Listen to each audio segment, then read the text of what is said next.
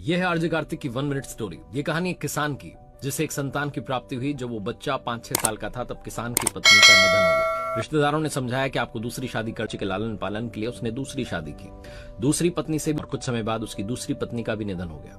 दोनों बच्चों को किसान ने अकेला पोसा बड़ा किया। जब बड़े बेटे की शादी करवा दी, उसके कुछ समय बाद किसान की मृत्यु हो गई।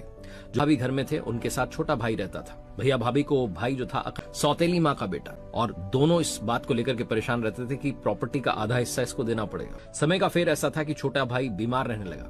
पहले तो उन्होंने थोड़ा खर्चा किया, वैद्य को दिखाया, इलाज करवाया, लेकिन जब वो ठीक नहीं हुआ तो दोनों ने वैद्य से मिलकर के उसे जहर देना शुरू किया और कुछ ही दिनों में छोटे भाई की मृत्यु हो गई। भैया भाभी खुश थे कि अब हमारा पी चुका है।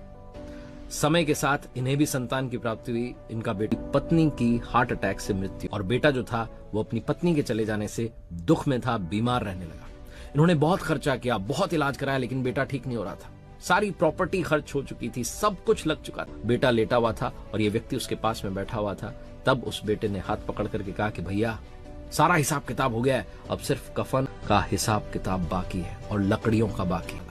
इसने कहा, भैया मैं तेरा पिता हूँ, आप मेरे बड़े भाई हो, मैं आपका छोटा भाई जो इसी घर में वापस जन्मा हूँ, और वो जो मेरी पत्नी चली गई वो वही वैद्य है जिसने मुझे दवा की जगह जहर दिया था आपके साथ मिलकर।